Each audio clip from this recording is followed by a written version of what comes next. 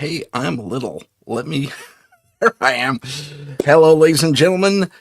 Welcome to the show. It's your favorite paranormal investigator. My name is Tim Sedano, and of course, the first thing I have to say today is Happy New Year. It's 2026. Can you believe it?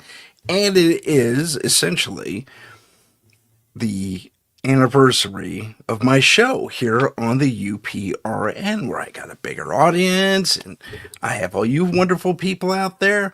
We're going to have some people joining us in the chat soon. So while things queue up and people join us, and I know I'm suffering from a bit of a food coma still. Believe it or not, food coma. I didn't really drink that much. I just had the celebratory little sip of champagne, and that the rest of that bottle's probably going to go to waste, to be completely honest with you. But case raw, I'm not a big drinker. But excuse me. One of the things I like to do when it is a new year is reflect. I mean, a lot of us do. So this episode is going to have us looking back at the year of paranormal insight to a degree. We're going to examine the four highest rated shows as far as viewership goes. Not necessarily the highest rated shows across the world, but the ones that on my channel, on my personal channel, I saw a large number of viewers and reviewers. Hey, we lost two people. Oh my goodness. Anyway, so with that said, I'm going to knock something over. With that said, let me get that out of the way real quick. Let's talk about the year in review, just briefly. We're going to take a look at four different interviews, and one of them is one of our cases from Scary. And that's going to be the last one. So if you want to watch the one that is truly the one I experienced myself, that's the one you really want to hang out for. But the rest is great. We have Ron Moorhead. We're going to take a look at his stuff. We're going to take a look at listen to the Sierra Sounds one more time. We're going to do little bits and pieces of that interview and just kind of create a general discussion about what was going on there, what Ron's take and or beliefs are. And he's a pretty down-to-earth guy, believe it or not.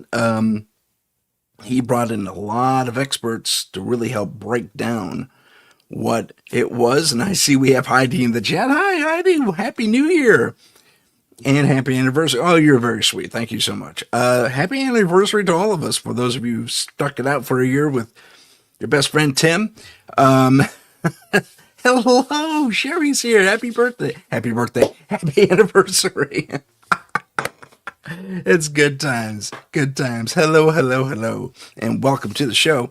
I was just, before I figured I'd let things populate for the first 5 minutes because we're getting more and more viewers. I got a thumbs up on there. Thank you for that. Thank you so much, Heidi. Your favorite paranormal investigator. Little Cam's here. All right. Present, she said in the chat. Like I'm taking roll call. But, one of these days we'll have to. Just for the fun of it. So, year in review, 4 cases we're going to look at. The first one is going to be Ron Moorhead. I interviewed him very early on in my UPRN life, I guess you can call it. And Happy New Year to all of you in the chat and watching at home. If you missed what I said before, I wished everyone a Happy New Year, and there was a bunch of zeros looking at me, and now I got a whole bunch of people. So welcome once again. Happy New Year. And let's talk about a little bit about Bigfoot. I'm going to put Ron up on the stage here, and I believe I got it all queued up. I should probably make a quick adjustment. So before we look at Ron, let me make a very brief adjustment on my end, just so I can execute this with a little more plum, I guess is the word. It's not the word I was looking for, but you get the general idea. Efficiency, I guess, is the word. So gonna stick that up there. You'll see me looking up from time to time because my preview monitor's up here. Just so you know that I'm not staring off into space and stuff.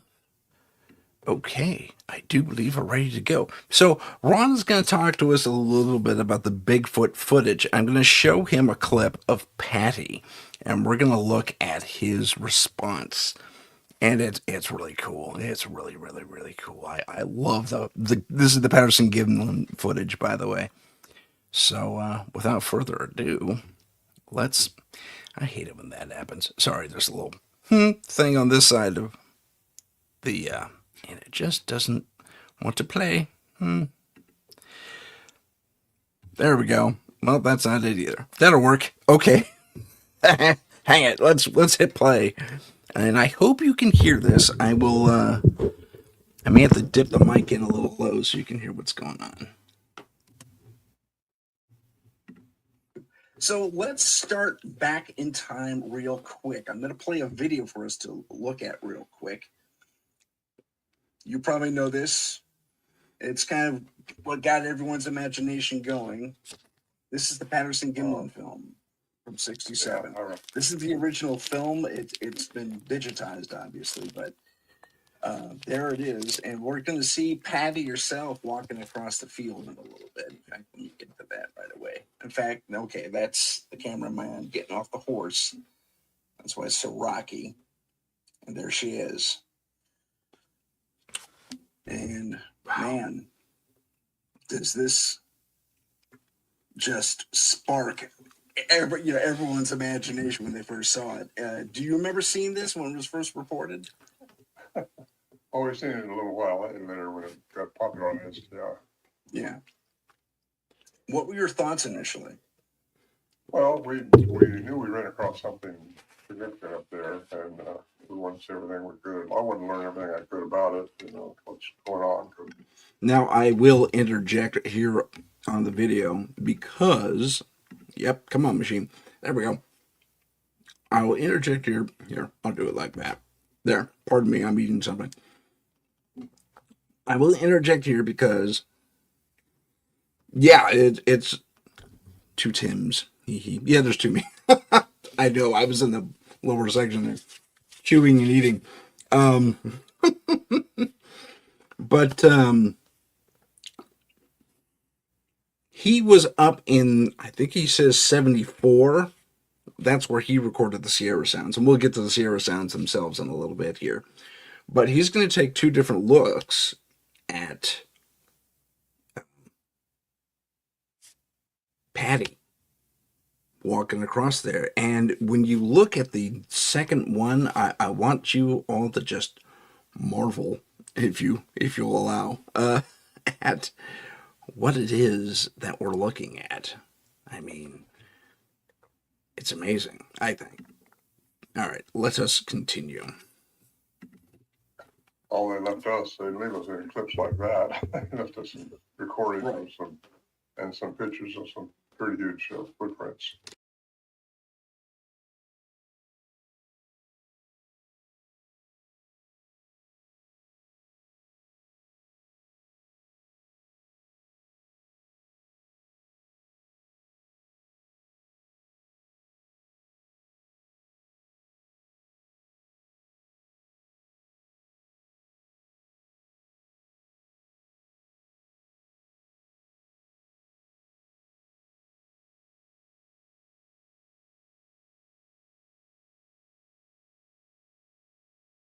Good job, I think. Isn't it? Not only cleaning up the film, but stabilizing it and making it a little more recognizable.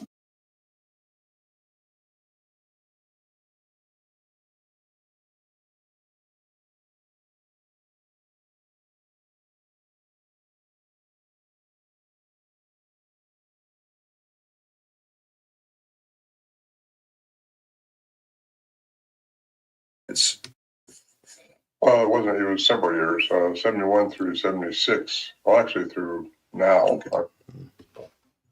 You still go up to the same place? And 18, the last time I was up there. 2018. Okay. And you go up to that same location?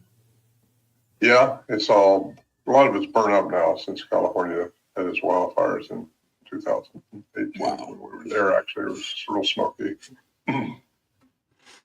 And anyway, yeah, the campsite's still there, but it's not like it used to be. The area. At least the area is still there. Okay, so let me go back to me. Do that. Sorry, the program is not cooperating with me. It gave me a weird layout, and now everything's kind of funky. But nonetheless, when we look at that footage with a pro, a witness nonetheless, like Ron Moorhead, I don't know if you caught it, but he had a big smile on his face because he has seen these creatures live. He only recorded their sounds, and I think he might have a few photos and stuff in his archives as well of footprints. I think he mentioned that. But imagine having, he said 71 to 2018 after the fires took out that area. That is amazing. Do you not have, okay, audio's good. Sorry, I hit a weird button on my side. What was I going to say? Yep, I thought it went away. Sorry, I was reading the the thingy over here, chat. But Ron had a big smile on his face, and he's been doing this from 71 to 2018. That's a big span of time. And he's still one of the go-to experts in the field of Bigfoot research. The next clip I'm going to show you, it's a little bit further ahead. P.S. You might see the cassette recorder. That's the cassette recorder type that they use to capture all these wild sounds. So, and it comes in two different bits. So let me fast forward a little bit. And I'm sorry I don't have this better laid out, but here we go. This is more of Ron Moorhead. We're going to play the Sierra Sounds here, unless you want to play them. No, I believe they're not handy for me, but go ahead. Go play something. Tell me what it's about or what it says, and I'll give a little preview if you want me to. Okay. I'm sorry. Well, it's okay. We're just listening, so. Let me pause for just a moment. Question was? I'm just letting everyone know. Yeah, we had the pause. This is a pre-recording. And now we're back on. So I was going to play the Sierra Sounds, but I wanted you, Ron, to maybe talk about it first. Yeah. Well, yeah.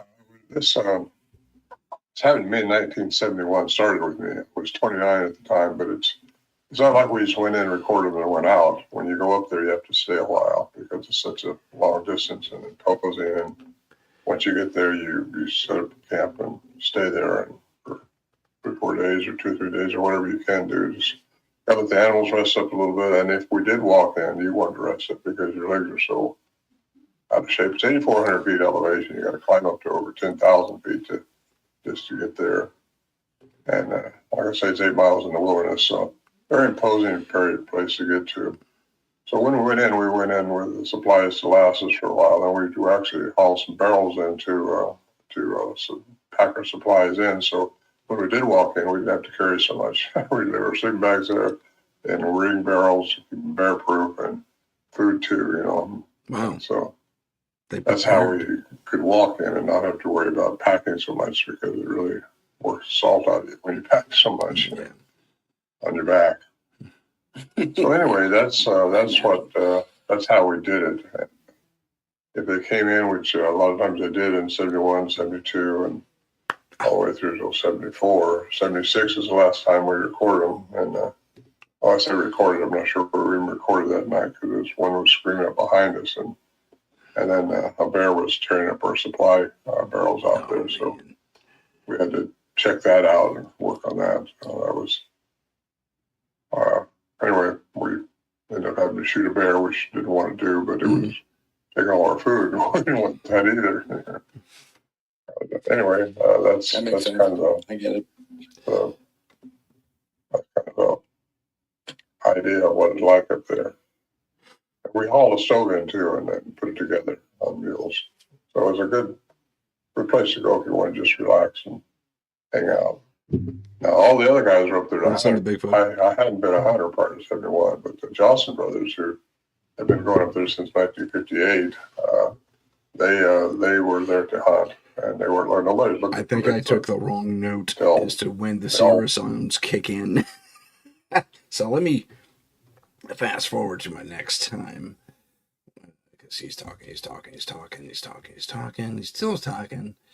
Let me get to 17.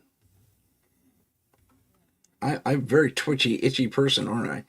I'm just realizing that. That's me just listening to him talk. Okay, I think this might be it. I mean, it's for physical description. Well, it was tall. I don't know. You can't tell. They're going so fast. It was tall.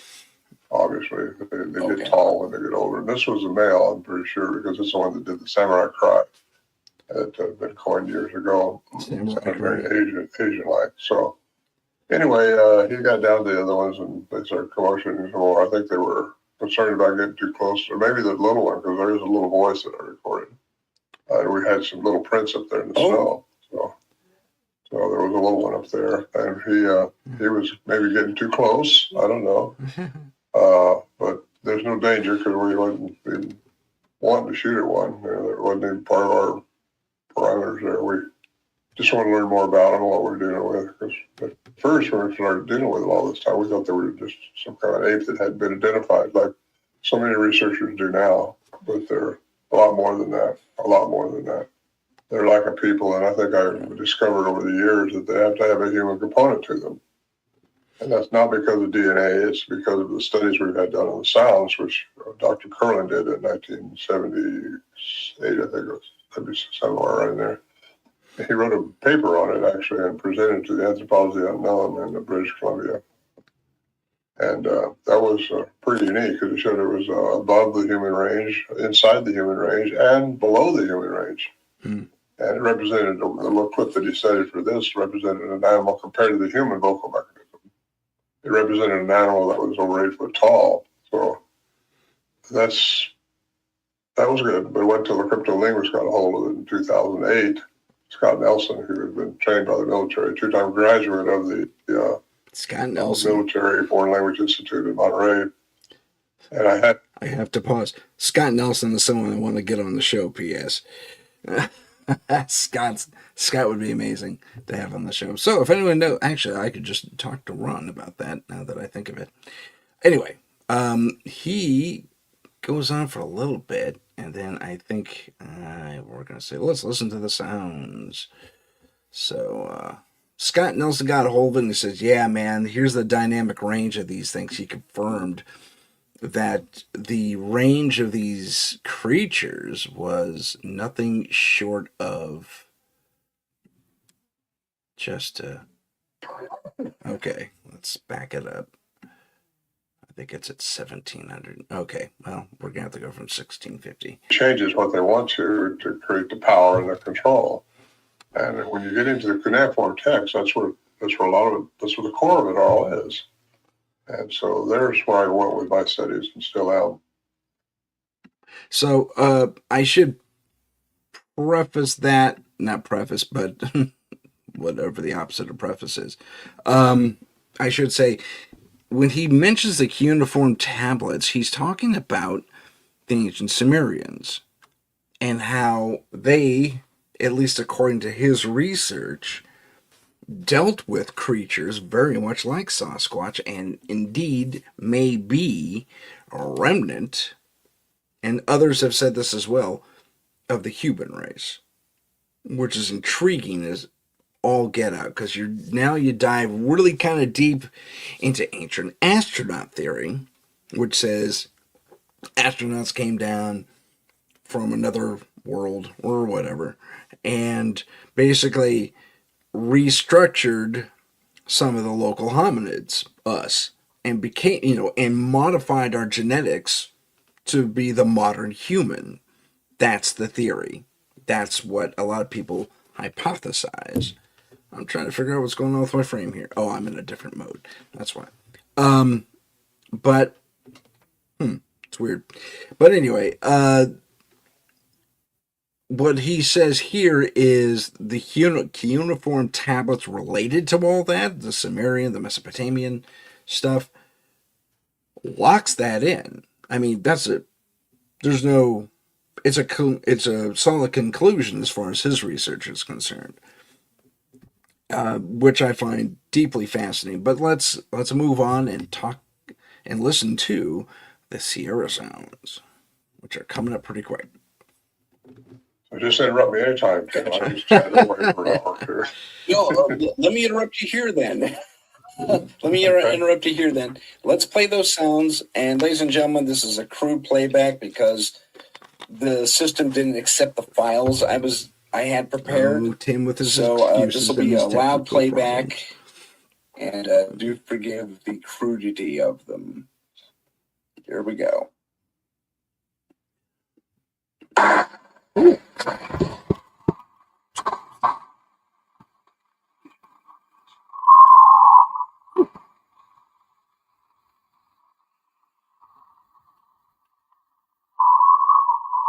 It's amazing.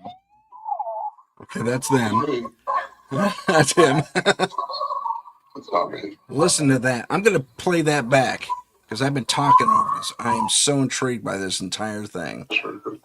Whoever starts the transfer, whoever does that, whoever say Constantine or so. Okay, let me get to it. I'm going to start. Okay, there we go. The system didn't accept. Okay. Prepared.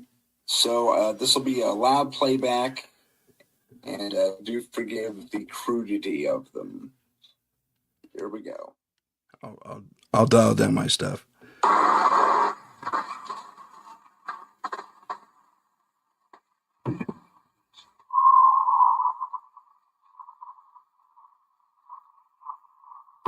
Oops.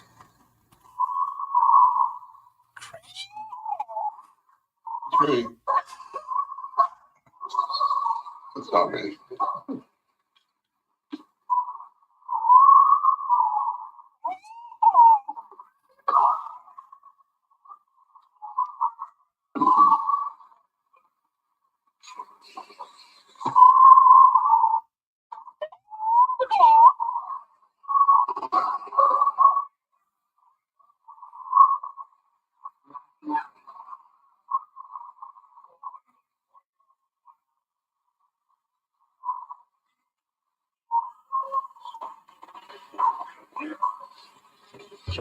Now, I think we changed to a different recording just now. But that first section, I clearly hear language. Clearly. It's and given the area, I know you described about where this is, and I have a slide related to that. First, let me show this. Yeah. If it will come up. Nope, that's cassette recorder. There we go. Good times. That's a cassette recorder. There we go. Now, this isn't the best graphic in the world, but this highlights the different Native American languages. And in my research for this particular interview, I think this is roughly where you were. Roughly, my stuff might be off, and I don't know if you can read these. Okay, so this is roughly where you're at, and if you look at the languages, and these are still languages spoken today in the reservations in those areas. We have Paiute chiefly, Miwok, and if you listen to those two languages or examples of those languages, and this is in my own personal research, and your cryptolinguist probably knows way more than I do. In fact, I'm sure he does. It has elements of these two languages and even some Algonquin accents to it. So my guess is, and this is only a guess, that when they heard you, and I'm glad the recording had your voices on there mimicking what you heard, when they heard a human, it sounds to me like they were trying to speak to you guys to one degree or another. And there's a female, a higher pitched voice, maybe female, and definitely a lower pitched voice, which I would interpret as male, assuming any human similarities there. And it seems to me like they were trying to pinpoint what tribe they were talking to. He would go on to say, well, actually, I'll just let him say it. That's my interpretation. I'm not sure if that's the case or not. Well, we're sure they have language. The ones we deal with have language. Now, the ones that are all over the world, which they are, I've been into Russia, Siberia, I've been all over the planet. They're not all the same. I don't think, because I think I got a good explanation for that. But what they were doing there is definitely trying to ask me something, and I didn't realize what anything meant, so I just kind of mimicked them back, and that's where that night went. Okay, so he semi-confirmed what I said. Not totally, but semi-confirmed my hypothesis that they were trying to communicate. And again, my research, I even called the Paiute Nation themselves and had a conversation with them. Thank you for the love, by the way. I'm seeing all the hearts show up. That's awesome. When I talked to the Paiute Nation people, it was... first off, it was like pulling teeth, and I get it. They're trying to protect their heritage and not looking to openly say this, that, the other thing, because I think if they indulge outsiders, per se, outside the reservation, outside the nation, it could affect their funding, from what I understand, but I don't know for sure, but they were pretty guarded about it. They are anyway, because this is oral tradition. Oral tradition told down the generations about these creatures. And apparently, oral tradition holds that they were friendly with them, traded with them at one point or another. And then things went south because of one thing or another. And they became an enemy of the nations. I mean, all of them. And it was just a matter of keep away from them. If you see them or hear them, just steer wide, well clear. And, but my hypothesis is that they probably either heard or smelled or somehow observed that Ron and his people, his buddies, were up there. And Ron also suspects that there was a young one that got way too close to camp. Curious kids, right? They run off all the time. And if you saw that and I wish I had the foresight to bring that up here, but okay, so there was and it's under investigation, by the way. I'm not saying this is legit, but there was a very recent internet post, either TikTok or Instagram, where a trail cam caught a parent and or guardian, a parent and a child Bigfoot. And the child looks not too just like a chimpanzee, but walking upright very comfortably. It has that curious little kid thing and sticking close to the parent there, probably mom. And mom is curious. It's like, yeah, something's off. Like she sensed the camera, maybe saw the light. Ron would later go on to say that they can see the infrared spectrum rather well. So there is that. So getting back to what I was saying, I think that's what was happening back in the 70s there. They were trying to pinpoint what tribe these humans were from, because the Indians, Native Americans, are not out there anymore, per se. They have very isolated pockets that they exist in. And they may go hunting once in a while, but not to the extent they used to. And I think if I had to put myself in the Sasquatch mindset, I may be aware of the modernity. That's a weird word. I think I just made it up. Of modern man and people and how they operate, more or less. But I don't know if they know the geopolitical reality of the situation that the people they used to interact with are no longer present in the area that these guys are migrating through. And I say migrating because there was a show very recently filled with researchers, and I trust the show for the most part. And the name escapes me naturally. Expedition Bigfoot, maybe? Don't quote me on that one. I might be thinking of the wrong one. It's the one where they had the lady primatologist. That one. If anyone in the chat knows, let me know the title of that show. That's the only distinction I can give on the show. The lady primatologist. And she's actually very good at her job. Her adherence to empirical evidence is a little annoying sometimes, but I digress. They, in that show, discovered that there is a mating area that tribes, for the most part, for lack of a better term, I should say, of Sasquatch come from the north and the south, meet up here in Washington State area. Somewhere there's a huge forest out there too. Somewhere in the Washington State area, and there's a mating area there. And they went at the height of mating season, which to me was freaking stupid, but I get it. You want to be there where the action is. But it seems to me that for being a mating season, they probably got the geography wrong. I mean, there's sightings and stuff in that area, but it also, you see, I think their theory's wrong. I know I'm going off on a tangent here, but we're talking about Bigfoot. So their theory is that North and South come meet, interbreed, whatever. Perhaps new family groups are formed, old family groups are repopulated. I don't know.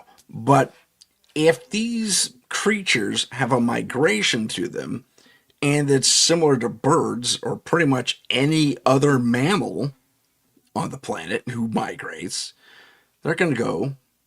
And it's, I mean, I get it. They're covered in fur. They're hardy individuals that can stand really extreme temperatures, hot or cold, more so than we can to a degree, as research has more or less determined.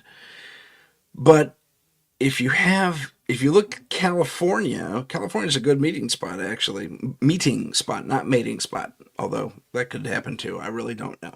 But if the Washington thing is the ideal spot, that spot in the forest that they centered their investigation, I would assume it's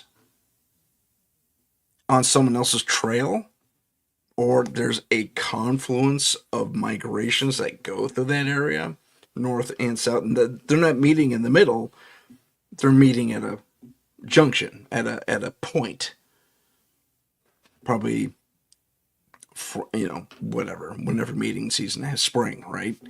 So they're out there in spring and doing their research and stuff.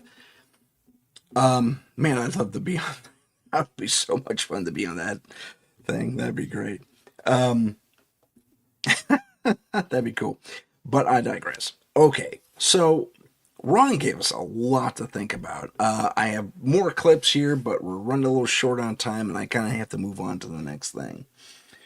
And the next thing is, and this is going to be a little bit shorter. This is going to be, although longer, in a sense, because I got to play a clip from a thing real quick. So let me get him out of there and close this. Actually, I'm going to delete that.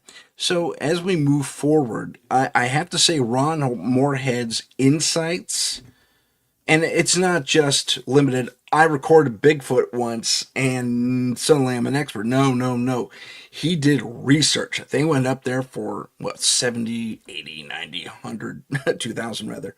And then the 2010s, almost 2020. So he was up there for 60 years. I want you to consider that. 60 years of field research that isn't his actual background. He's an outdoorsman, maybe. Not really a hunter per se, by his own admission. But to go back without any, I don't know what his educational background is. I don't think it's in cryptozoology or primatology or any of that, or even general biology, not that I'm aware of. But that's a commitment, and I admire that. I admire that just beyond words.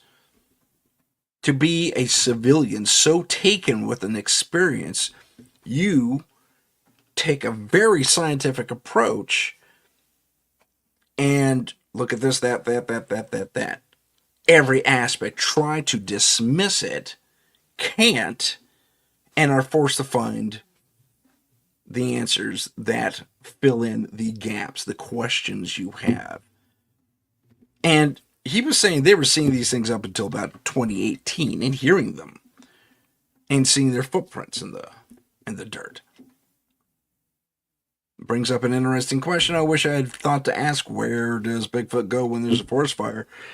Probably like any other forest dwelling individual or creature or entity, whatever it is you want to call it, you're going to scatter where things aren't burning. I'm sure they've explored that forest forward, backward, left, right, and center, and have that pretty much on lockdown as far as the geography goes. So let us move on. Quick question out the audience too. Are you hearing double audio when I have my mic on? I don't know because the playback doesn't allow me to hear it. Doesn't that suck? But I got the mic kind of near my computer right now, kind of serving as the conduit, audio conduit, if you will. So let me get our next guest up here, so to speak, and that is Mr. Stephen Bassett. Now, Stephen Bassett was an interesting interview. He is the guy who he's kind of on the less typical spectrum when it comes to disclosure, as he calls it, capital D disclosure. And he calls it that because capital D disclosure is the one where government's involved and professional witnesses. I guess that's a stupid thing to say, professional witnesses, but witnesses are, documented witnesses are involved, a la, and in the vein of the senatorial hearings, the committee meetings we've been privy to with Grush and Alonzo and all those guys. And he has an interesting take on how these things are put together, perceived, and all that fun stuff. And when you look at this, you will see that I am blurry as crap because my internet connection was, pretty grody. Probably is now. I don't know. I don't have a way to gauge that. I hope you can all see me okay. But as I bring Mr. Stephen Bassett up, my question to him is, what is this disclosure, about? And this is going to go for almost 10 minutes. So be video good. I'm glad to hear it. Thank you, Heidi. I appreciate that. So this is going to be a little long, but I think it's worthwhile. It would be even more worthwhile if I actually shared the screen. Good times. Okay, so there I am. Like I said, I'm super blurry, but here we go. Stephen Bassett on capital D disclosure. Here we go. Sorry about that. You're back live. Okay. Again, I'll be able to. That's okay. If it happens again, I'll be able to repair it very quickly. And so, he had technical capital D disclosure, starting with a single head of state, was the concept that I have spent 30 years, last 25 years, trying to instill into the discourse. And I think it's worked. I think a lot of people, when they talk about disclosure, they're talking about this formal confirmation event. And that's good. So we have been heading towards that for 78 years. And as it happens, we are now extremely close. We've had a few times when it looked like there was a path to disclosure, capital D, but that path closed. This time we're way much further down the line, and it could happen at any time, believe it or not. Now, the thing that has left things somewhat up in the air is that as it happens, and this is mostly a coincidence, the last weeks, days, weeks, perhaps months of the truth embargo, as I came to call the policy of the government to withhold this from us. Great term. It's another term that I kind of instilled, I put out there. He coined it. Is simultaneously coming to an end in the middle of extraordinarily disruptive, complicated political developments, both foreign and domestic. And that's just the way that it is. You know, it's like you want to take a nice jaunt out in the country and have a picnic and enjoy the outdoors. And as you're arriving, a major thunderstorm comes in. And so you either turn around and go back, which we can't do, or you pitch a tent, dig in, and wait for it to pass. But you just can't predict everything. So that is what's happening. And what is notable about that is that the disclosure process leading to capital E disclosure has not, while it's been slowed, it has not been reversed or stopped. It is steadily moving forward no matter what is thrown at it. And a lot has been thrown at it. And so that is more confirmation to me that we're about to get it. Because at some point we're going to get a little bit of a break, and you're going to see some major developments, and they're already. So I'm happy to give, go ahead and respond to that, if you will, and then I'll start getting the particulars of why we are so close to ending this truth embargo. That's good news, first off. I mean, if the, as you put it, truth embargo is collapsing and this capital D disclosure, to use your term again, is going to come to fruition, I applaud that. That's fantastic. Why would, okay, so I have the answer in my head, but for everyone else out there, maybe think this deeply about it, although we have a lot of smart people in our audience. Yes, we do. Why do you think such disclosures, such claims were immediately dismissed? Was it panic by the public? I mean, are they going to use that old radio show, War of the Worlds, as an example? Because they've been using it for years, decades. They used it for a good while. It was one of many little memes that they relied on to sort of dismiss it out of hand. No, it wasn't about panic of the public or any of that. It was, in general, okay, there's a lot of little things you can point to. Even Margaret Mead's study of the cargo cults of the Pacific after the war, all kinds of nonsense. All of them come under the general heading of the American people, the world's people can't handle the truth. And then as the truth started coming... Okay, I'm going to pause there because, and maybe I'm being petty, but didn't I just say that? Wasn't that the point I just made? Pardon me, I'm eating a cheese. Piece of cheese. But I'm pretty sure I said, and I gave one example, but I thought I in general imparted that. So either Steve wasn't paying attention to me or he was taking things a little too uniformly and not taking a general. I should have said in general, like a thing, I guess, if I'm going to be completely honest with myself and you. But I'm pretty sure that's what I inferred. Anyway, I digress. Let's continue. Capital D disclosure with Stephen Bassett. And the research was being done by the people, putting forward convincing evidence and narrative that this fact was absolutely true. Then they added another one to that. And I say they, meaning the managers of Truth Embargo. It says that you don't have a need to know, right? In other words, maybe you can handle it, but you don't have a need to know it. And so we're not going to let you know it. And so these things all come under that general heading. And after 30 years in this, I can say with confidence that from the beginning, the problem wasn't the public's not need to know. It wasn't the problem the public couldn't handle the truth. Even right after the war, the problem was the government could not handle us knowing the truth. And they had reasons for that, but the principal one was national security.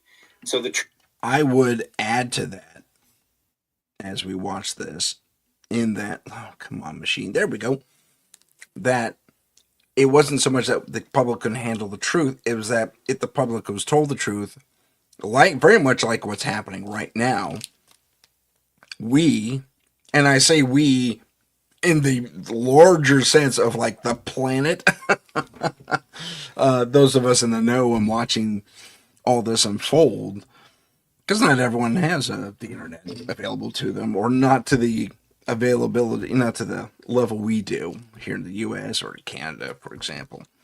But there's a, with knowledge comes questions for more knowledge.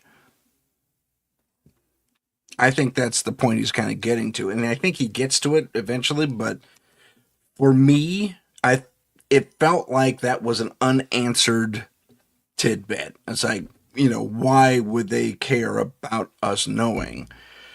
Well, they care about us knowing because we're going to ask questions. I mean, we have all this fraud being reported, and just to forgive me going off topic here and way outside the paranormal field, but I mean, we've all this fraud being talked about in the news, and people are asking questions. It's like, why would anyone allow that to happen? That's the kind of questions. They're uncomfortable questions. I guess that's why I should call it. Uncomfortable questions would be asked. Questions that, are would be leadership. And don't get me wrong, our leadership is great. I think they're doing a good job with what they got. But our leadership is not prepared to answer these questions. And so why encourage the questions in the first place? That's why you keep a clamp on things. Yada, yada, yada. I think you see where I'm going. Okay. I blathered enough about that part. Let's go back to Stephen and capital D disclosure. embargo owes its 70 now 8-year longevity as a absolute lie in the face of obvious evidence worldwide every day to millions of people. It owes its longevity. Probably nothing like it has ever, I don't think anything like it has ever happened in human history. And that it has happened in the modern era in democratic cultures with journalism and mass communications ability, including the rise of the internet and social media and podcasting and everything else, is remarkable. But the reason that it did get through 78 years is the extraordinary synchronicity or simultaneity of the modern era of UAP, the modern era of ET engagement, and the nuclear arms race. These two things virtually started together. And we've come to learn that it's not that they just happen to start together, they are directly connected. So what you have is the beginning of the modern era starts in World War II, very, very light, nothing big, but a lot of plasma, controlled plasma, I think, though I don't know for sure, but controlled plasma. Are you referring to the Foo Fighters in World War II? Absolutely. We're being seen shadowing planes and of all three major participants in that war, Germany, Japan, and the United States. Okay, as a point of order, wow, we're not in debate 10. As a point of interest, I just wanted to clarify what the heck a Foo Fighter is for the 3 or 4 people in the audience who don't know. And I say it's that small because most of us who enjoy this kind of entertainment and infotainment, we'll call it, because I like to think I provide not only entertainment but information. But so this infotainment that we enjoy, that I enjoy presenting, and I also am a fan of, and as are you, most of us know what Foo Fighters are. For those who do not, or are new to the whole thing, let me briefly explain what a Foo Fighter is. No, it's not a band from the 90s, although it was an excellent band, I will say that. I mean, it was a band from the 90s. That was their name. But the Foo Fighters, or these little orbs, and they were photographed and filmed during the World War II aerial battles all over the world. They would intercept and trail, in some cases, surround different planes. Mostly bombers were the ones they'd surround, but they didn't do anything. If there was a design to them, and some said it was a Nazi design that failed, but they weren't just over Europe. That's where that idea kind of falls apart. So there may have been a heavy concentration over the European aerial combat theater, as they call it in the military. But it was seen globally over Japan, as Mr. Bassett said, over Midway, over the Pacific, over Europe, over Africa. Anywhere there was a hot and or heavy enough air combat situation or the potential for it to be there, these things are flying around. Near misses on planes. Sometimes I think there was one or two documented impacts with these things and the plane goes down. What happened, Joe Smith? Well, you know, Captain Joe Smith. I'm just making that name up. I don't know who this is, the actual guy. But he reported this freaking thing, this metal ball just flew into us, And it wasn't for a lack of trying to shoot these things down either, but the bullets would just not impact. They'd be held in place. And we would later, in Project Blue Book specifically, the captain who helped Dr. Oh my gosh, I can't believe Hynek. Dr. Hynek in Project Blue Book, he went up. He fired on a UFO, and similar to the Foo Fighters, because he also experienced Foo Fighters in World War II, it shot back at him and damaged his plane. But here's what he shot at him with: his own bullets. It captured it in a magnetic field of some sort and fired it right back at him like a modern day, I don't know, rail gun. So that's what rail guns do. They're just stacks of magnets. You just fire a little aluminum projectile through it, and it goes nearly the speed of light, or it's hypersonic at the very least. And anyway, that's a Foo Fighter, ladies and gentlemen. It's a strange orb thing that was reported heavily during World War II aerial combat theater, in the aerial combat theater of World War II, all across the globe. Let us continue. We have a couple more minutes. Cause any trouble. They didn't shoot anything down. They were reported, but there was a war going on. And that's all. Okay, not a big deal, not scary. But then we ended the war in the Pacific except for the guys who got shot down. Okay, I'm done. Something that we didn't necessarily have to do, and that is we dropped 2 nuclear bombs on 2 cities and killed hundreds of thousands of men, women, and children, the vast majority of which were not combatants. And the extraterrestrials saw this, and it changed their agenda. And so right away, more sightings started happening.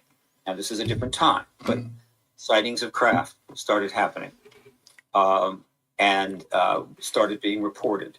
This went on through all of 1946, but again, it was not on the radar of the public in general. It was happening, and historians will be able to go back eventually and find articles about this that are now deep in the microfiche libraries of various newspapers or destroyed.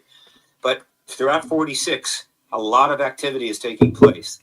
We have the famous sighting of Kenneth Arnold over Mount Rainier, of not saucers, but chevron-shaped craft flying in unison, about, I think, 8. This got a lot of news. This was significant.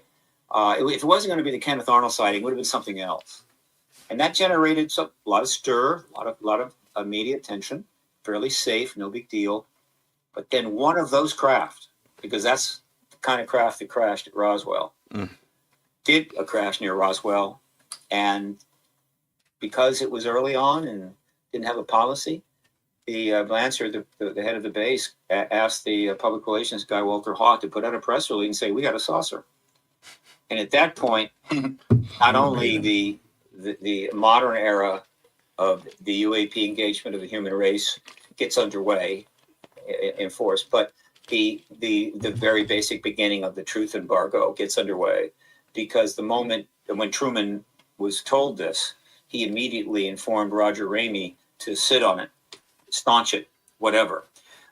He didn't tell him, we must never tell the people about this. I doubt that, but rather we need time to think about this. All right, take that press release back. We need time to think this over. This is kind of a big deal, General Ramey. And Ramey did that. The same day the first press release went out, he holds a press conference and says, no, it's a weather balloon. Wow. Can you imagine? And we went on with Mr. Bassett there for a little bit, but I mean, he goes on to say, without me playing back the entire episode, that our capital D, as he puts it, disclosure and the truth embargo that starts pretty much with Roswell is nothing short of a great wall that went up, just to borrow, I'm kind of paraphrasing, that we have been slowly chipping away at. And there's been no real effort. Wow, Tim. There's been no real effort to rebuild that wall, although there has been something of, well, I guess the best way to put this is it's been speculated. Excuse me. It's been speculated that instead of building up another wall, because we're too informed now, we've asked too many questions, disclosure has gone national, has gone international, because the guys who kept the lid on everything, who had the men in black, the U.S., is suddenly holding hearings. And we're discovering that there is an inner operating mechanism within our government. Very recently, we had Tulsi Gabbard. All right. Head of DHS. Nope, that's, Homeland Security. I think that's her. I'm drawing a blank. Oh, anyway, head of intelligence. That's what she is. She's head of intelligence. Former military lieutenant colonel, if I'm not mistaken. Had her share of read-ins in the top secret area, made reference openly on mic in her speech very recently about combating the deep state. Her words. P.S. I love my life. I'm not looking to commit suicide, and so there we have it. Just putting that out there.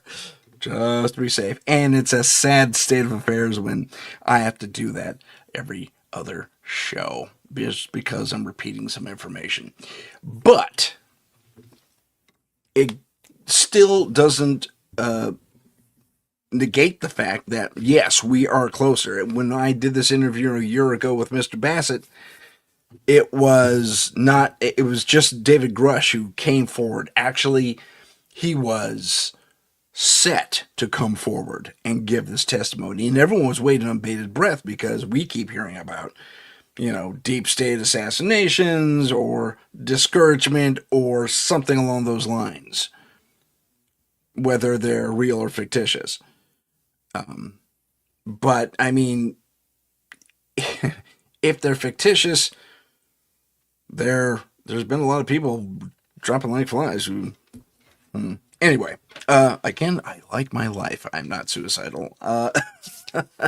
Putting it out there. I'm good. So let's examine that a little bit, because we are in a deeper state of disclosure. Although we're starting to see, as I was originally starting to say, we're starting to see certain elements of the media being manipulated, in that they are distracting or focusing on really supposedly important things And I'm getting a little conspiratorial here, I get that. But supposedly important things that, oh, we should be really concerned about this, that, and the other thing, when in reality we have this disclosure thing happening, but we're going to kind of sweep it under the rug type of deal. Yeah, sure, you can have your actual sitting senators conduct these interviews, but, no one's really going to watch it because this is happening over here. So, anyway, I think I'm griping now. I'll stop doing that. But Steve went on to say that, my buddy Steve, Mr. Bassett went on to say that capital D disclosure is not going to end with a visit on the White House lawn with a flying saucer and alien creatures step out and say, "Hello, Earth, how's it going?" Just not going to happen. Maybe back in the 50s, in a cool sci-fi movie or two, it did. Or we just blew it up. I mean, the White House. But I digress. Again, I like my life. I am not suicidal. Tell you what. We've talked about with Mr. Speed. Let me cover one more point with Mr. Bassett. Then we're going to take a quick station identification / commercial break. It's only going to be like 180 seconds. But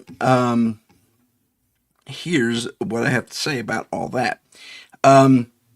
His disclosure methodology is unique because he ultimately says in this interview, and you can watch it for yourself, it's in the archives under the live tab on my channel at YouTube at paranormal_insight. He says that it is going to have to be, and we're kind of leaning toward this, which kudos to him because he got it right. I didn't expect him to get it right, but it'll have to be a series of independent reports that are made public over social media, and we're starting to see that now, where they say, mainstream media is just kind of, I don't know about mainstream media, but the independent guys are getting more and more traction because they're telling more and more truth, getting us more and more legitimate information. At least we hope. You see, you always have that grain of disillusionment, because you can't always trust everything. But it is to say, I will say that most of the independent reporting I tend to trust. And one of these days I'll put a list together what those sources are, and maybe they'll give me some sponsorship money. That would be fantastic. So it'll come through independent channels. Yes, we'll have the hearings. Yes, we'll have 60-minute specials. But chiefly it'll be independent news that'll break, if you will, the disclosure story, I guess. So, without further ado, let's take that quick break, and I'll see you all in about 180 seconds. It's not that long. I'll see you in a bit. This is the United Public Radio Network, 107.7 FM in New Orleans and 105.3 in the Gulf Coast. UPRN talkradio.com. Esoteric programming at its finest. Long ago in the ancient world, the Tribus Omnis Lux, later known as the Tridents, were celebrated heroes, defenders of humanity against unspeakable monsters. Today, they continue that sacred duty in secret, hunting the dark evils that lurk just beyond the shadows. They are the Trident of Light.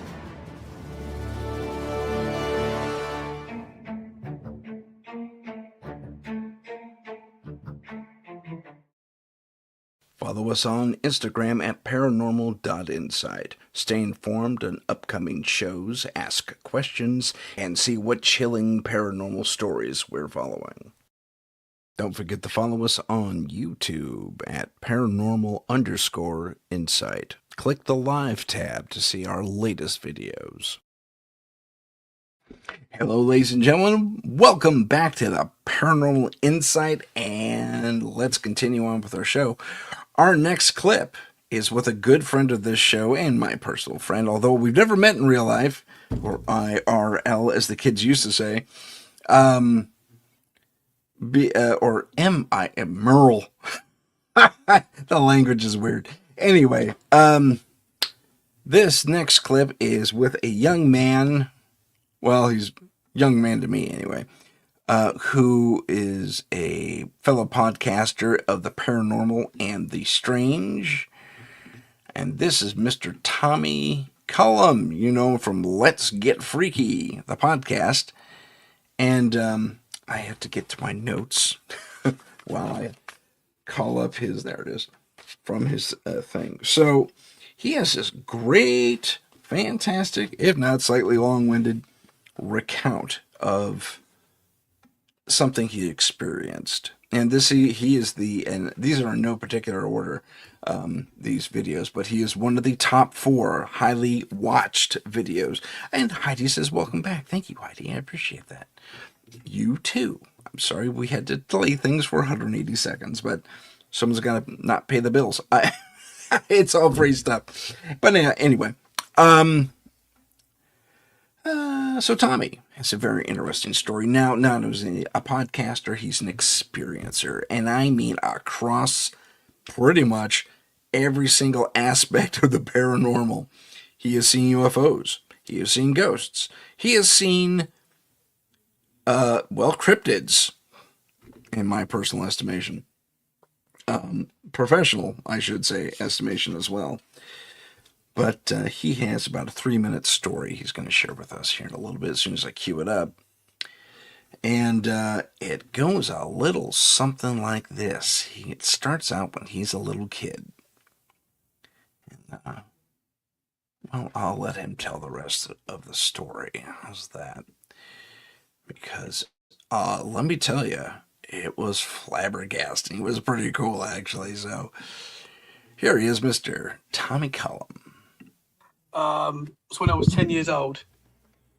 Me and my brother shared a room. And we lived in a haunted house when we were kids. Like the house was haunted. Hold on. You knew for sure it was haunted.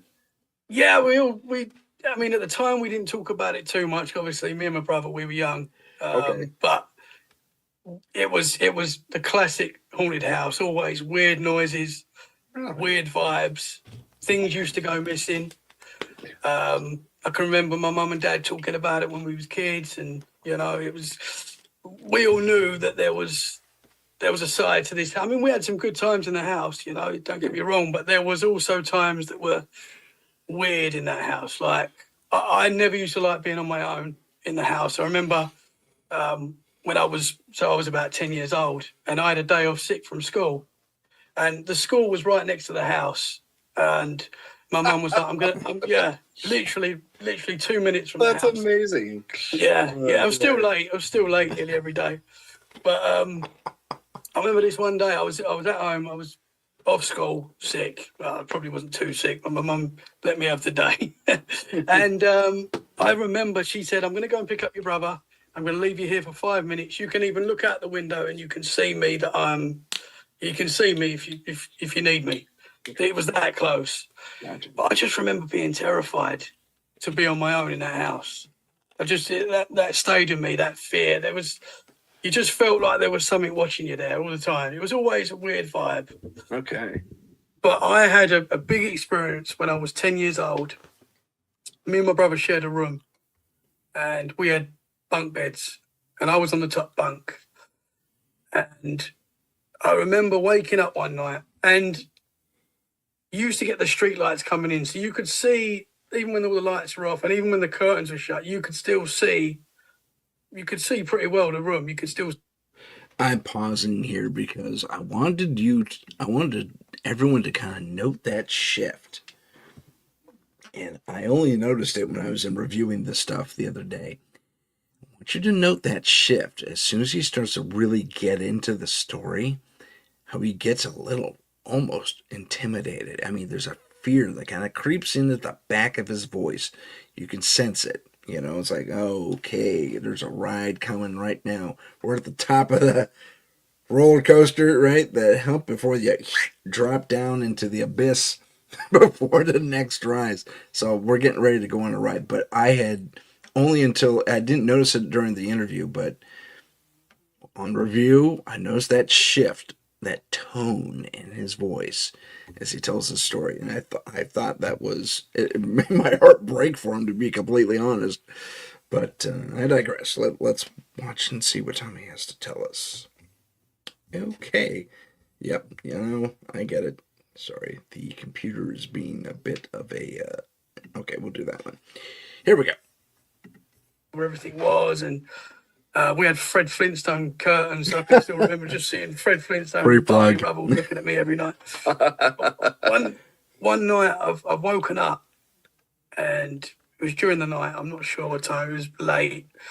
My mum and dad were in bed. It was the whole house was dark, and I remember looking down at my desk and seeing a man sitting there, full-bodied, he was just there. And he was just sort of sitting at the desk, looking sort of in my direction. And it terrified me. It freaked, obviously, I was a young boy. There's a man sitting there. Yeah. I've screamed for my mum.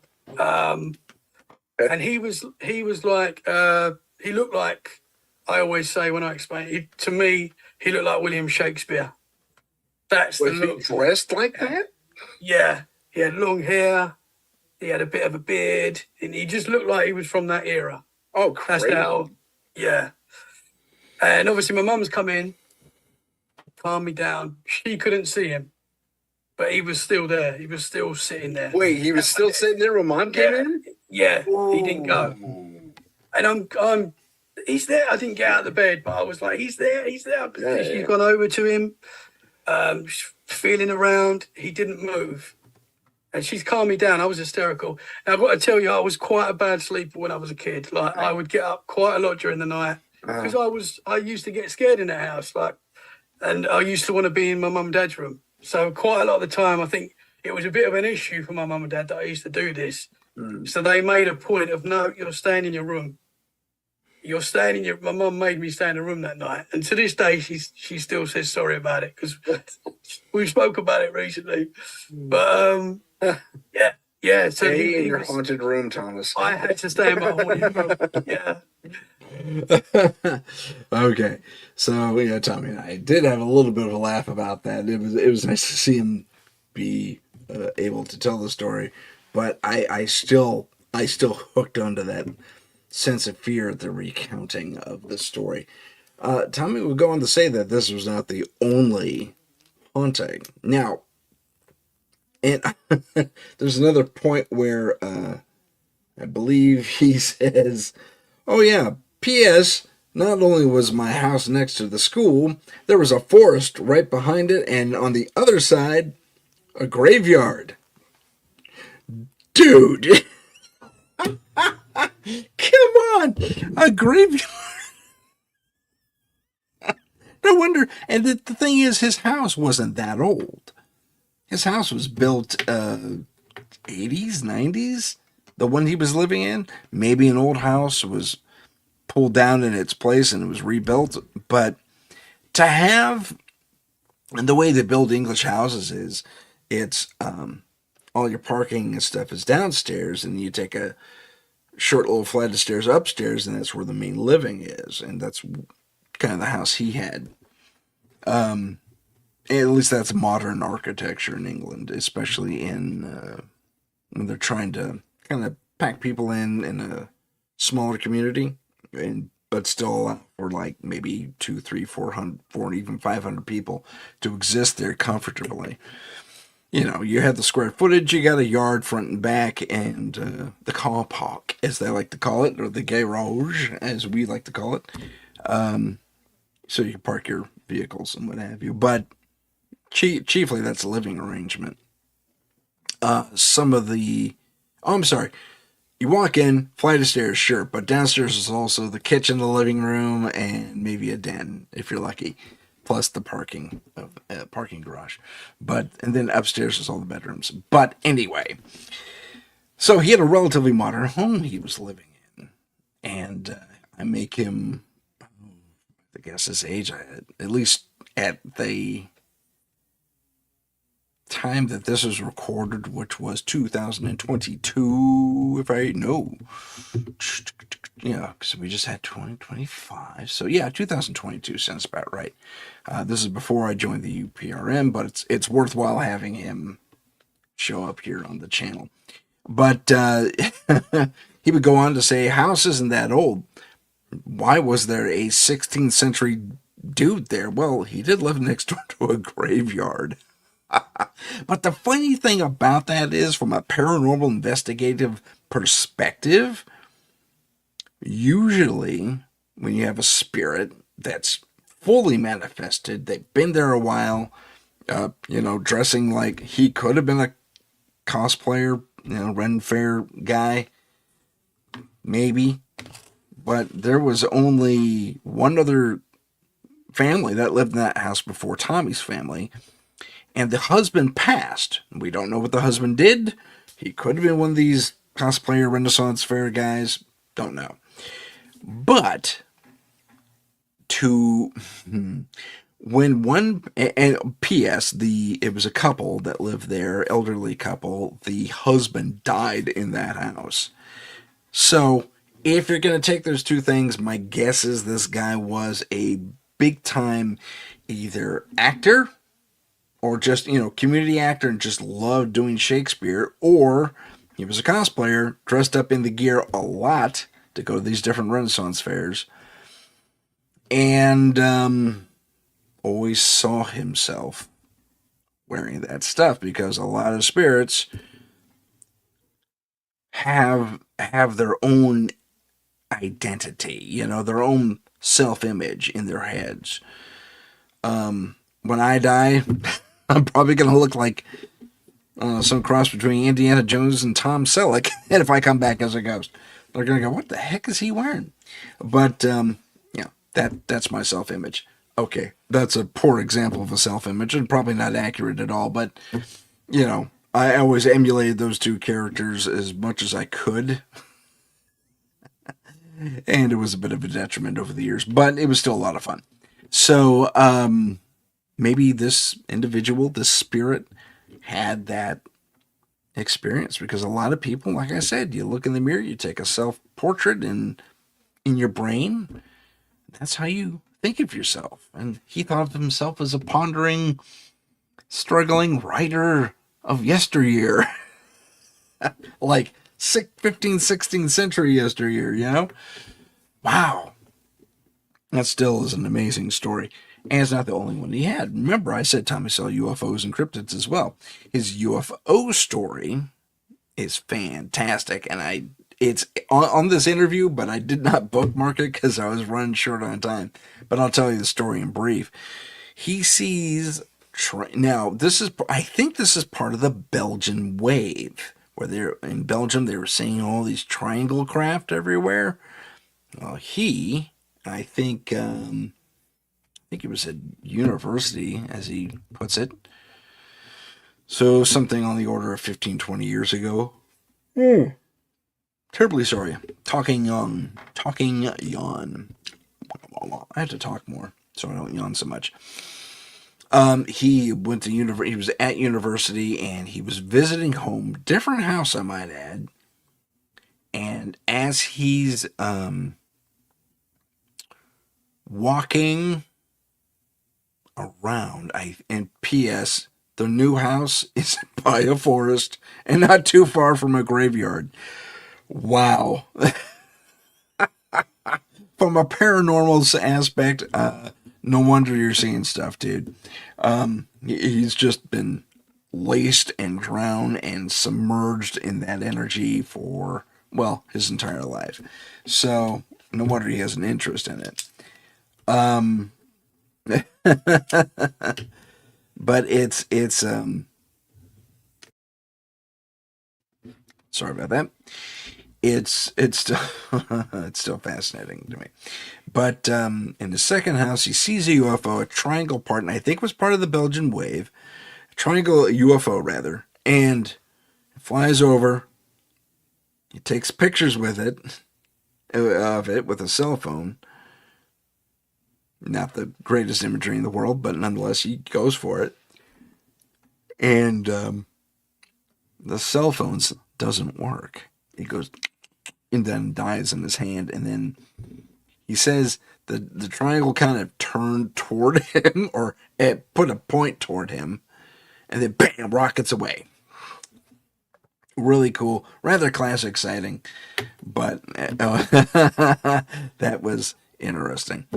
Oh, and he also said he had missing time, I believe, which is typical of an abduction scenario. So not only seeing ghosts when he was a kid, he was apparently an abductee.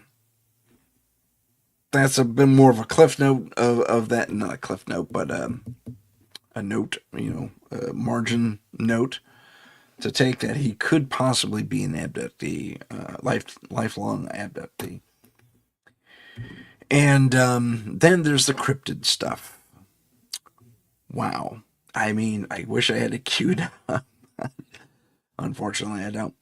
But the story is something like this. He works nights. And when I say nights, he gets off work at 1 a.m. And his work isn't too far from where he lives currently in his own place, which, yep, you guessed it, it's by a forest and not too far from a graveyard. Not too far from a graveyard, in case I over or underpronunciated that. Tommy has the weirdest. Anyway, sorry, that just cracks me up. I mean, not that it's funny, that's just weird that time and time again, either his parents or he, and I think even like his family, it's a weird little thing. They all live pretty close to the forest. They all live pretty close to a graveyard, and well, at least in Tommy's case, his work or wherever it is he has to go, school when he was a little kid, and now work is maybe 3 or 4 blocks away from his house. Convenient. He doesn't need a car that much. So he's walking home one night, and he sees this elderly lady sitting at a bus stop.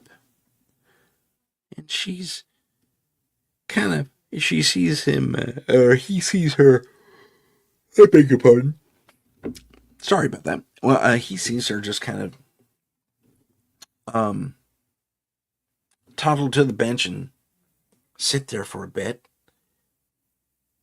And I'll give you a rough perspective. So he's walking down the street. He's pretty far away. Maybe, I think he said 100 meters, which is roughly a football field, roughly. And away from this woman. And he's getting progressively closer because that's the direction of his house. And she's sitting there, and she's got her little bag in her hands. I think that's what he said. Or he had her hand. She had her hands gathered in front of her. I think he did this motion, like. So my instinct was she had a handbag of some sort, one of those larger ones. And then she kind of looks at him like this. It's like, what the heck are you doing out here? Well, he kind of just keeps walking and kind of keeps a peripheral eye on her. And she kind of follows him for a little bit. And then she gets up, toddles around the back end of, it's one of those sit-down bus stops that has a cover over it, like I think they call it a bonnet, but don't quote me on that. But protect it from the elements and stuff like that if it gets too bad. She walks behind there. As Tommy is almost in line with this bus stop. He's still got to go around the corner. And he says, well, that's weird. I mean, was she afraid of me? What's going on? I mean, Tommy's not a rough-looking dude. He looks like, look at that smile. I'll show you this guy again. Look at this smile. That's a happy-go-lucky dude. I mean, beard or no, that's a happy individual right there. He's not too threatening at all. I mean, nice guy, right?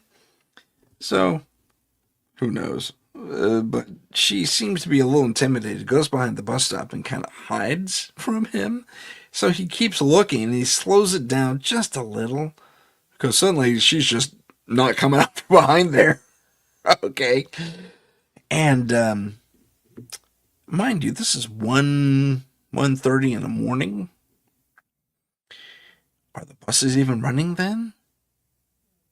And I asked this question, and Thomas says, I didn't even consider that. I don't think they are. I was like, uh-oh, okay. So he gets back on track, and he keeps walking, but then more movement catches his peripheral. And as he whips over to look,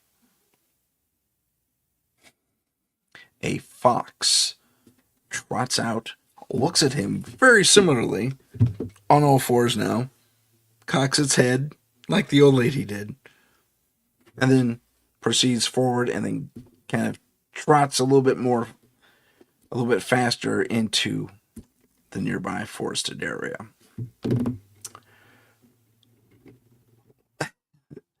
For those of you who are thinking kitsune or kitsu, I was with you. Yeah, that was my thought as well. Shapeshifter at the minimum, kitsune at the max, and or vice versa, perhaps. But that's a fascinating experience, and the thing is, it happened inside of 60 seconds. All this, so there's not a lot of detail to go on. And he goes on to say that, yeah, I kept looking for her, but you know what I kept seeing? The fox. The fox, same coloring, same pattern on the fur would show up all the time across the street, looking at him, puzzling over him. It's like, oh, dude, walk away. Just ignore the fox lady. Okay? The kitsu, you do not want to get a kitsu or a kitsune's attention. And the funny thing is, we've talked about the paranormal M theory, my paranormal M theory, that a lot of things are related and are more global than perhaps even we like to admit or know anything about. I'm sorry, I just realized I've been broadcasting rather dim on this whole time. But anyway, so if there are kitsu in China and kitsune in Japan, relatively close land masses, I grant you, but I know the Irish Celtic, and the Scot Celtic have legends of similar shapeshifters. I don't remember what they're called specifically, but they land in the general category of the Fae and Fae folk and all that fun stuff. I'm not saying it is, but I'm not saying it isn't. So that is something to ponder, consider, what have you. Interesting stuff. So Tommy is just a great guest, and again, one of our more highly watched shows over the years.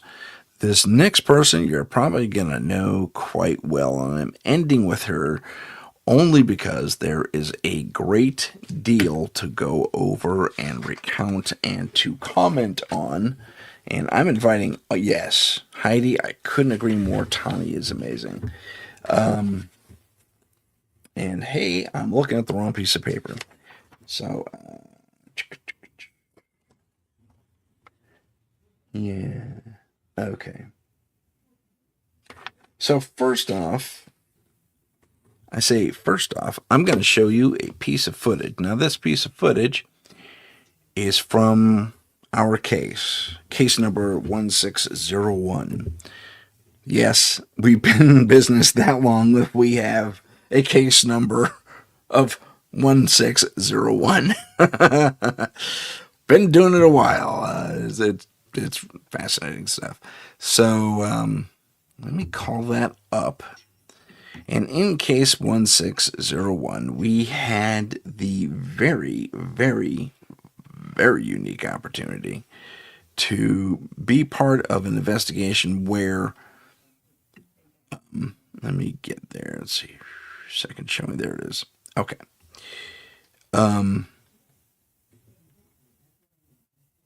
Okay, I'll show you that whole bit.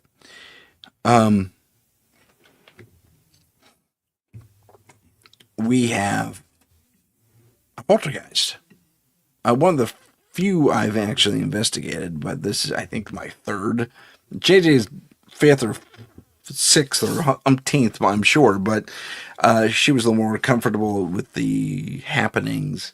I was a little more academic about it on the case on the day, but it was still basically a paranormal investigation, any basic paranormal investigation. So as we get into this, the first thing we're going to see is the footage that I was sent by the client, and it's, to say the least, fascinating. And it's not a lot. It doesn't like show a portal into another world or something like that, but let's get it up there and so you can see for yourself. Okay, so we're mid transition here on the thing, and I'll let it play. I'll just see if I can manipulate it a little bit. There we go. Okay, so I got a text, and this is one of the video files that was attached. We're going to try this again, ladies and gentlemen. It should go up. You'll watch the foil move, and then blap, there goes the spatula, which is cool. So I'm going to back that up for everybody because I got to show you this in slow-mo. Okay, so the foil peels back, right? But it doesn't peel back. I re-examined this when I was putting this together. Watch the foil move and then blap. Yeah, there. I know what I said. But let me show you that again. It actually is just a spatula being brought out from underneath the foil. And the foil's loosely on there, I grant you. But look at how it moves. Blap. Zip. It takes the foil with it. See, my initial understanding was it just peeled back. It didn't. The spatula actually, like, escapes, for lack of a better term, escapes the enchilada tray, and there we have it. Okay, let us resume. Blap, there goes the spatula, which is cool. So, that's pretty funny. But, I mean, and then the chair also moved. But when we get a call, a case, typically, it's a Q&A. But since this is over text almost exclusively, I guess she communicates better in that way versus talking on the phone. That's fine. I conducted, we got some information about what's going on, how long it's been happening. We got the 2 examples of what they're experiencing. And that's just the physical stuff. Ladies and gentlemen, it's your... Are you having fun over there? So I'm trying to join the chat, and it's making me do all these crazy login things. Let me skip ahead a little bit. So we had a little bit of fun with all that fun stuff. We had some technical issues, but it was about here that we jump into JJ's. Check that. I'm in the wrong spot. We jump into JJ's first assessment of the case, and we do go on about it a little bit here, but she really kind of lays down what her take was on all this. So let's jump into that. Yeah, so we hit all of those, and then we went over by the people. Okay, by all of those, she means all the hot spots that the clients told us about. Just I got in a little early on this, and then we talked to the people. And that was interesting because my first assessments, which I had told you, is this is more the inhabitant related versus property. And it definitely was the case. The interesting thing about this, and for all of you in the chat, first of all, hi, I love all of you for showing up. Thank you. Hi, Eric Because I was so nervous about Ms. this. Blood. P.S. I do love all of you in the chat and all of you watching at home too. That's fantastic. Thanks so much for being here. Let's us continue. Others showed up and all that fun stuff. That's fantastic. Heidi's here too. Hi, Heidi. Yeah, all right. Heidi, you good buddy. Yeah. All right. Well, normally in these cases, you get people who they want us to come out. They want a diagnosis. They want to understand what's happening. They want some And validation. as well as just like what's going on, right? Yeah. So overall, I'm getting all of these markers saying we're going to have a lot of resistance in this situation, which is interesting because the people themselves, they were so sweet, so nice. Yeah. And They were. everyone was pleasant and they wanted us. They're very inviting, like go anywhere you want.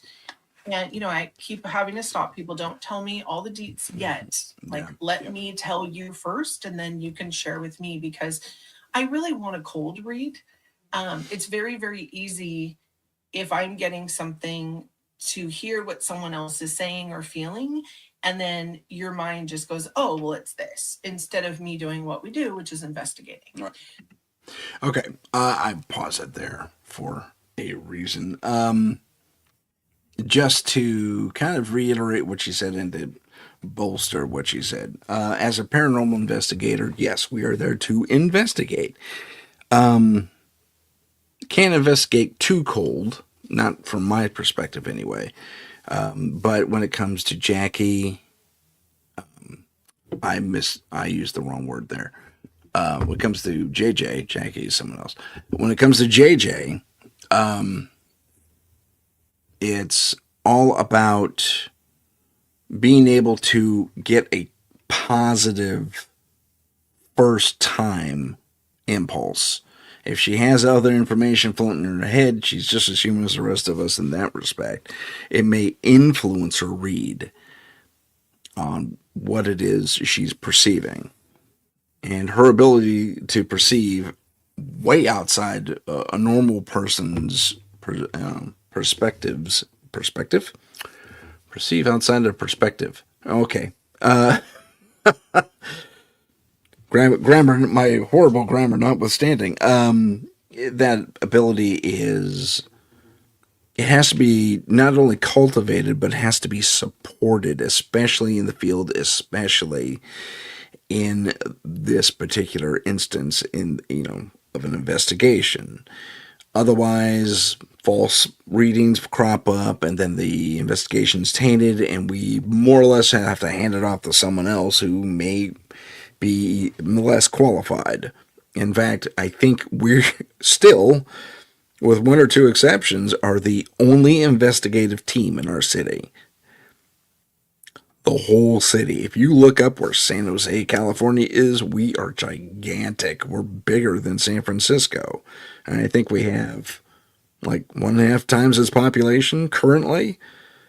I mean, anyway, the whole city only has one team to go to, and that's these guys right here.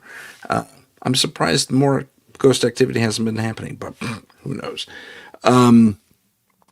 Anyway, so having the lack of input and information it's hard for me to do because she is my partner in this investigation or all my investigations. And typically you share information with your partner, but when it comes to her, you can't. You got to cut her off. I mean, she's a fantastic psychic specialist, says so on her chest. That's the title I gave her because she is so talented with everything she does that it's hard to pin down what she does. So psychic specialist answered that. But we're going to move ahead a little bit, and we're going to talk to, and this is why I said Jackie earlier, because Jackie is a commenter on the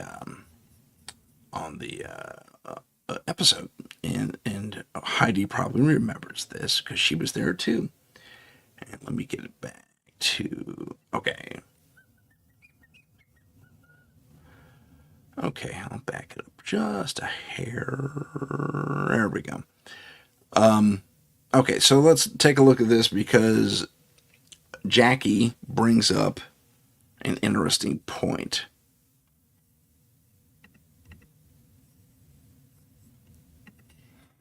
I want to bring up Jackie's comment here, and she says how interesting it is that energies change between the inside and the outside. And that's very true. We found that to be the case forever, really, since we started doing this. So, yeah, the energies shift radically. And I think there's something to be said for kind of grounding outside as you're being outside. I think that has something to do with it. What do you think? Let me add real quick that there was, and Jackie's the person, JJ's the, okay, JJ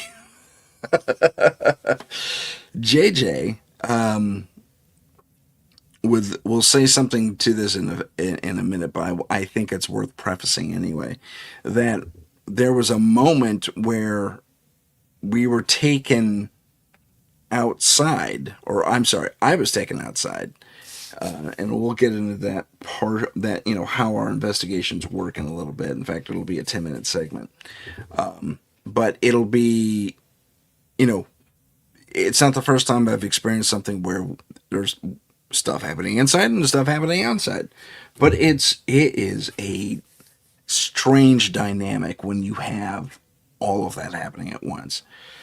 Yeah. Yes, and Heidi agrees with me. Let me show that to everyone real quick. Heidi agrees with me that she has seen this for herself, and that's exactly what we experience, and we talk about it here. So, well, I guess I'll shut up and let JJ and I talk from the past. Yes, right. And also inside, it didn't matter how many lamps you put on, this place is just dark. It's small, the way that it's situated. It has a lot of shadows. It's interesting. So when we got outside, it was still semi-daylight. I have to add one thing. And we'll talk about this briefly, but it's an interesting point to make because I think there were more energies in confluence there. Confluence. We'll use that for now, because this space that we were in, one family lived in one half of a longer structure. There was another family the front half of this thing. So basically, it was a single-story duplex. But originally, it was a farmhand bunkhouse built in 1948. Okay, so that's at least 24 guys crammed into this, what?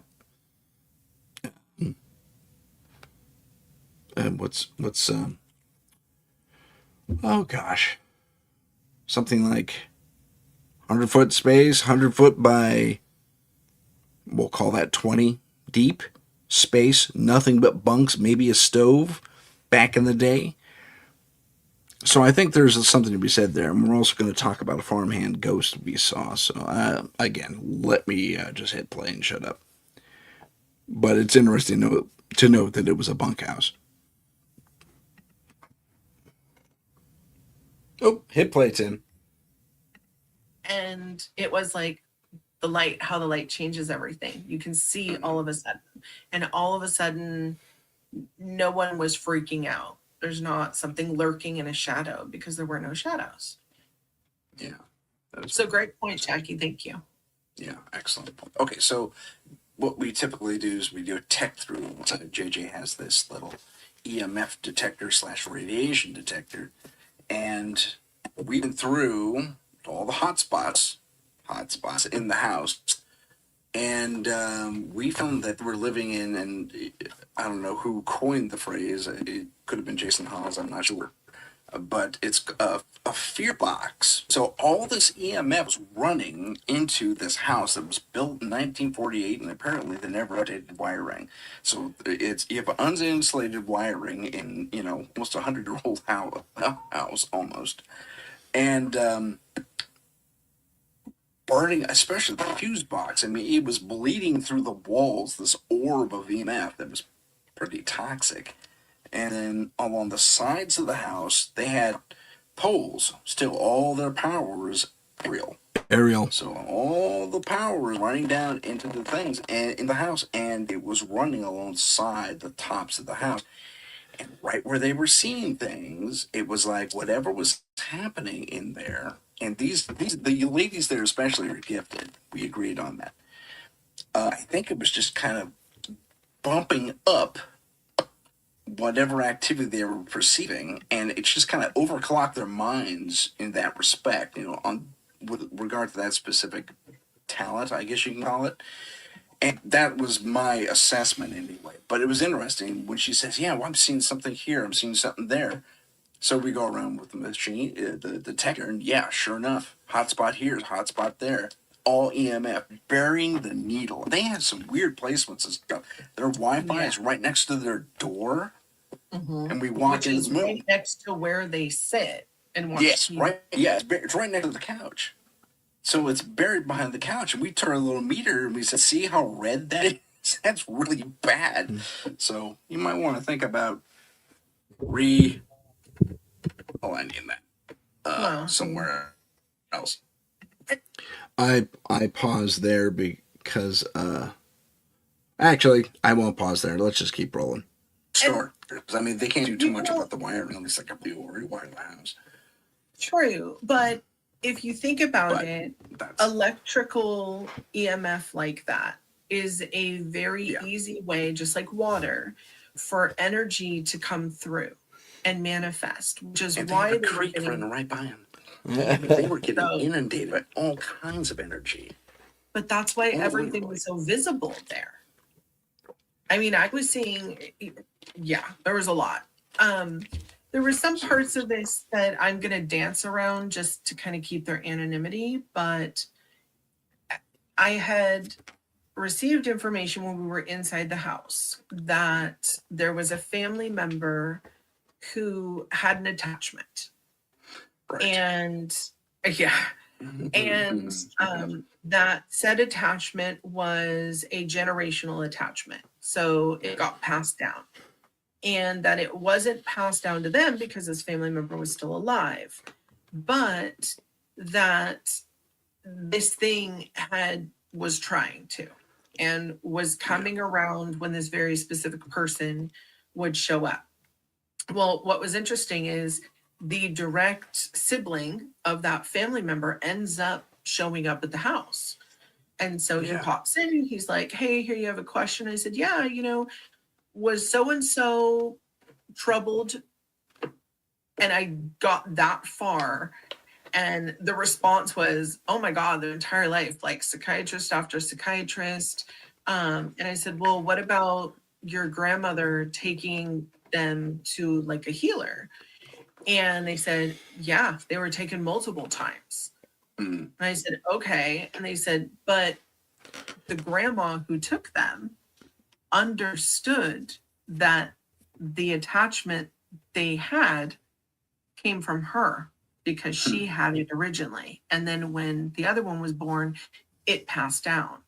But what ended up happening is this person with the attachment likes it and has really leaned into just being a really mean, awful personality. Apparently, they have redeeming qualities, but everyone I talked to who knew this person was like, "Yeah, like they're known for being a major bleep word." Yeah, I feel it too. Yeah. So what was interesting is I thought, okay, I'm going to table that for a little bit. And then when we did the spirit box session, we were in the kitchen during that because we wanted to go inside so we could actually hear, especially with 3 spirit boxes going. And we're standing in there, the spirit boxes are going, and all of a sudden I look up and this ancient Aztec deity basically tries to bum rush in the windows because we were in like a little kitchen nook. Right. And I'm like, whoa, whoa, whoa, whoa, whoa. I felt like the lady from the farm with her emo, where I'm like, stop. Kevin, knock it off. So I stop it and I was like, because I barricaded the house with a bubble and protection just so we could figure out what we were dealing with at that point. And also I didn't want us exposed to it. I was tired. It was a long day. It was a long day. Yeah. And so I'm trying to figure out like what is this? So eventually I end up going outside. And Tim, you've seen me at many investigations. I normally don't smoke. Not on site, no. No. And normally like I'll leave or it's one or two and I'm fine. But I mean, your girl was smoking up a storm and they were fine with it. It wasn't an issue. So I went outside and as I'm smoking, it's attracted to the tobacco. And so I'm asking, okay. And it's like, oh, is that for me? And I said, well, not necessarily, but like we can chat. And Yeah, so sure. what I got was that it was a very, very old. Take it, Chucky. Chucky has to leave. Sorry. Let me briefly pause here. We're running out of time, so I'll do this briefly.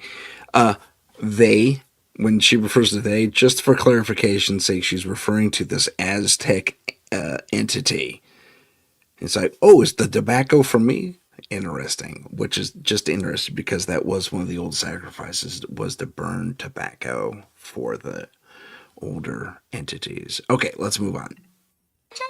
It was a super old entity that had made a deal with this family a very long time ago. Like, I'm not even putting years on it. We're talking, eons, decades. Pyramids were being built generations ago. Right. And over time, like everyone in the family knew how to work with it, how to honor it. Their deal was a deal. Right. And then when Catholicism really came in and had stripped all that culture away and had replaced, fear everything, right? If it's not Jesus. Oh, yeah. And they were no longer doing the old ways. It was getting angry, which is why the family member that it was mainly attached to was so angry, because they also didn't know what to do with it. And so when they leaned into being a insert word there, starts that with a B. was giving it a sense of power. It was getting some emotional energy from it finally and just becoming a part of a personality. And also it wasn't happy. I'm going to fast forward just a minute. Want is a bored entity. Yeah. Who is, we'll call it neutral, right? Because it's willing to do good or bad for you depending on the deals. And so it when I say neutral, meaning like it doesn't have the same morals and values we do. And all of a sudden it's bored and it just wants to become a chaos gremlin. It's not going to leave on its own because of the bind, that it's.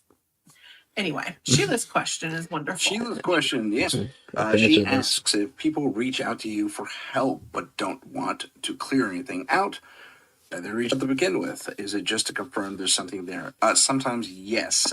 Most times they do call us for help. I mean, to get rid of this stuff. And that's because of JJ, we are able to do that. And I've told the story on my show several times how she was on her first night there. We threw her into the deep end and she kicked some serious butt, spiritually speaking, of course. Yeah, it is. Validation is certainly a part of it. Some people do stop there, but most people want it gone. But JJ's analysis rang pretty true. They weren't ready to have all that gone because there's already some other issues happening with them that are going to just exacerbate, and they have to kind of get their ducks in a row before anything can really be done to alleviate them of the spiritual attachment. So, okay, so that brings up a very, very good point. As long-winded as all that was, and I apologize. First, let me say a little something to Heidi because she shared this with us, and I can't read it because I hit the wrong button. There we go. I've wondered about old fuse boxes and energies conduct through that. I've been in Kansas, in rural Kansas, and had an old fuse box, and the house was super active. Yeah, I mean, yeah, that's very true. That's exactly right. That's why some of the aerial, the old the power coming through the telephone poles, like the aerials, not the aerials, aerials are antennas. But they're coming in on telephone poles. You'll actually really kind of ramp up the available EMF that spirits tend to like to interact with and use as a, for lack of a better term, power source. So that's also, and not entirely, but it's also why more modern buildings, houses, stuff like that have more updated power systems and fuse boxes and the like are less susceptible to hauntings because the wiring's already shielded. Everything's almost digital, so you can't haunt through zeros and ones necessarily. But I mean, it's been done, but it's not always the case. In fact, rarely is it the case through a digital means. But if you have proper wiring and your wiring comes from the ground, there's the rub, grounded already, believe it or not. So whether it was intentional or unintentional or just to make a skyline in a neighborhood look better, we may never know. There has always been suspicion that a lot of this would be gentrification, where you actually remodel the street and take down the telephone poles or power poles and underground all your stuff, is intentional on a more spiritual level, believe it or not, versus a matter of convenience. Things to consider. One thing we did take away from this case that I kind of want to touch on briefly before we get out of here on this lovely New Year's Day, on the first day of 2026, is that when we do an investigation and we run into these roadblocks, it's a matter of communication. Sorry, I don't think you can hear me that well. It's a matter of communication. Wow, I'm too hot. There we go. Check. There we go. It's a matter of communication with the client. Now, in this case, the clients within the house stopped communicating with us, or they kept insisting that a single thing was happening over and over again when, thank you for the audio check, Heidi,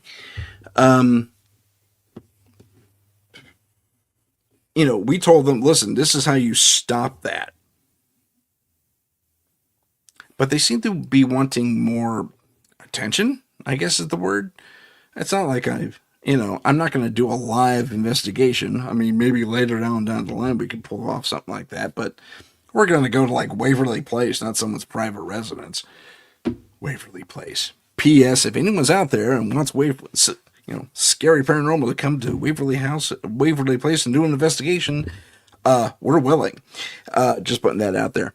But yeah, not all the time, but most times, if it's a matter of if we didn't have this ancient entity that, thank God, JJ was able to detect and interact with and get a sense of what was really happening, we probably would have cleansed it. And guess what would have happened? Things would have been calm for 2 or 3 weeks, maybe, and then everything would have ramped right back up. So it's a matter of doing certain ritualistic things, even though you might be Catholic or Christian or stuff like that. Your ancestry matters. And you have to take that into consideration when you say, get rid of this for me. And when we tell you to do stuff, as JJ did with these clients, you have to follow through, no matter how uncomfortable it might be. Ladies and gentlemen, my name is Tim Sedano. This is Paranormal Insight. If the finger works, there it is. And that is all the time we have for today. I want to thank you all for joining me. I want to wish you all a wonderful new year, and we'll see you next week on Paranormal Insight. If you have a paranormal experience that you would like to discuss on the show, please email us at paranormal.insight.podcast@gmail.com. That's paranormal.insight.podcast@gmail.com.